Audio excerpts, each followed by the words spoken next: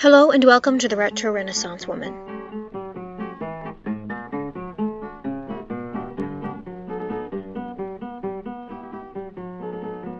This is the very beginning of a challenge I'm starting, in which I'll cook one new-to-me vintage recipe every week for a whole year.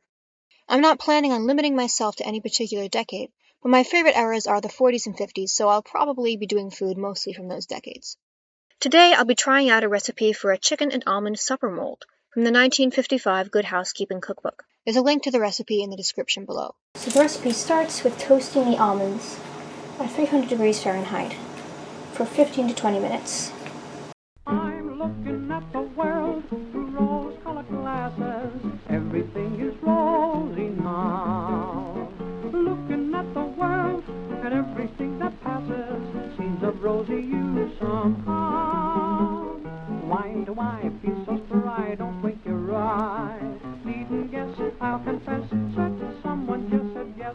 In a bungalow all covered with roses, I will settle down, I vow, because I'm looking at the world through rose-colored glasses, and everything is rosy now. Alright, now I'll just heat these in the oven in butter, and it says to stir them frequently, so I'll have to remember to do that. So now, while the almonds are toasting, I'll start preparing the chicken broth part of this.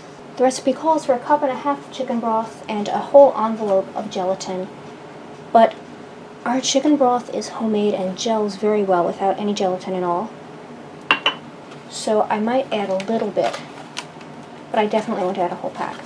And it says to sprinkle the gelatin over 1/2 cup of the cold broth to soften.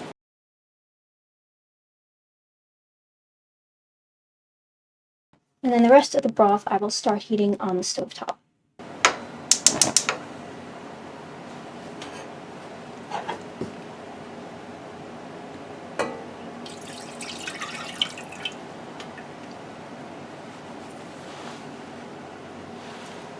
Then, while the broth was heating, I chopped up a cup of already cooked poached white chicken. I've said goodbye to Mr. Sorrow. How do you do, Mr. Joy? No need to worry about tomorrow. Look at me, and you'll see a soul as happy as... The almonds are still toasting and the broth is getting quite hot, so I will separate the yolks from the whites for 2 eggs. And I made the classic mistake of dropping one of the yolks right into the egg whites, but fortunately I managed to fish it out before the yolk broke and began bleeding into the whites.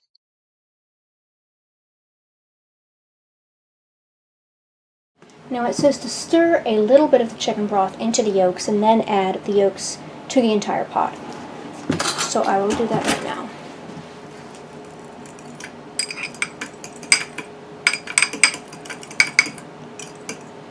And I'm trying to stir quickly so that the yolks don't just harden and cook.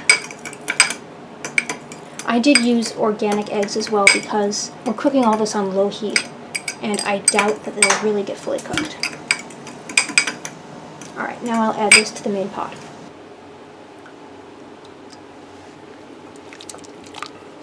Looks like I did not start stirring quickly enough because, if you can see, there are actual hunks of cooked egg in there. I also did not do a very good job of getting rid of all the white. Well, oh well. Alright, the timer just went off for the almonds, so I'll take those out. But first I'll just add salt and paprika and a dash of cayenne pepper to our, well, kind of our egg soup here. Because I'm looking at the world through rose-colored glasses. Everything is rosy. Well, it won't look pretty at this point. I think that's safe to say, but as long as it tastes good.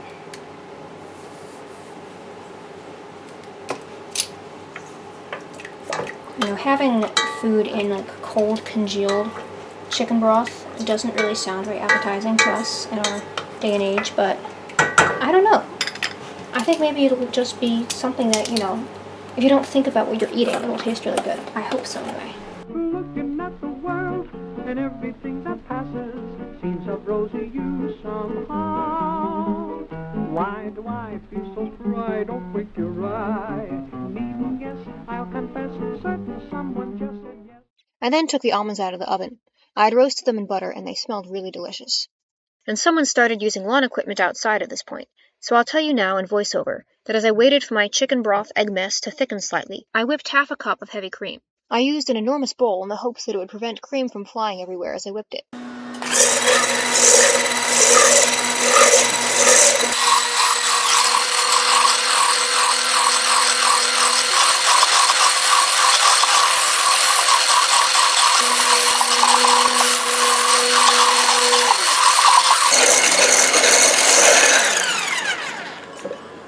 And as you can probably see, cream still flew everywhere. I'll add this little bit of broth and gelatin that I had put aside earlier.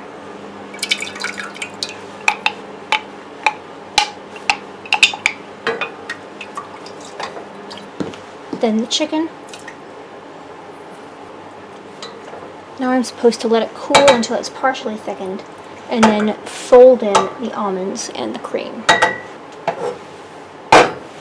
I let it sit for about 10 minutes on a cool burner and then about 10 minutes longer in the fridge. That was honestly probably not long enough, but I went ahead anyway and added the almonds and the cream. I'm now going to fold in the almonds and the cream, then put them in my greased dish. In a bungalow all covered with roses, I will settle down, I vow, because I'm looking at the world through rose-colored glasses, and everything is rosy now.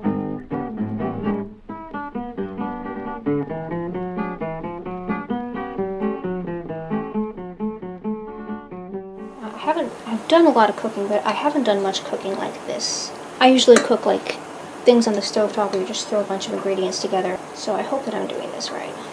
Alright, now we pour it into our greased dish.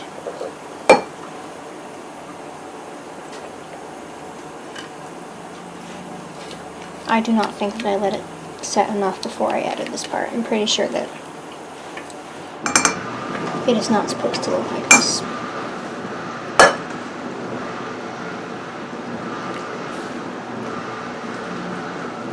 So now I'll put this in the fridge and let it sit for an hour or two, and then we'll see what it tastes like at the end.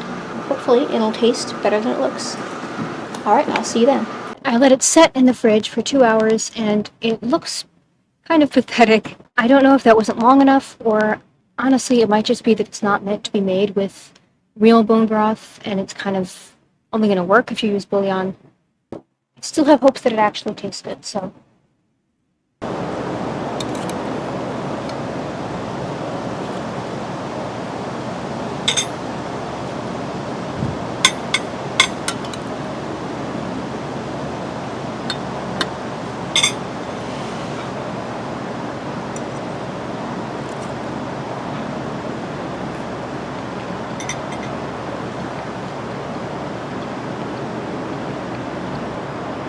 It's interesting.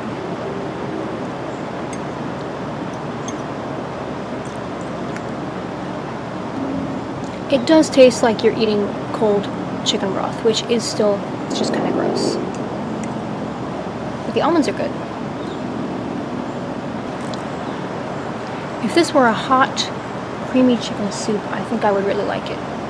But I do think it's a little weird eating cold.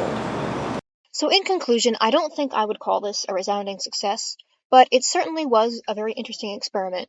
As I mentioned, I'm not sure if this recipe is meant to work with actual bone broth anyway, but even apart from that, I think I just needed to take things a little bit slower, make sure that the broth is really thick enough or cool enough or whatever needed to come next. I mentioned earlier that I'm much more familiar with cooking things where you just throw together meat and vegetables and spices and cook it on the stovetop. I'm not as experienced with cooking like this, which involves a bit more finesse, so it'll just be a bit of a learning curve. And next time, I'll try to just be a bit more patient and take things a little bit slower. All that being said, thank you so much for spending this time with me. I hope you enjoyed the video, and bon appetit.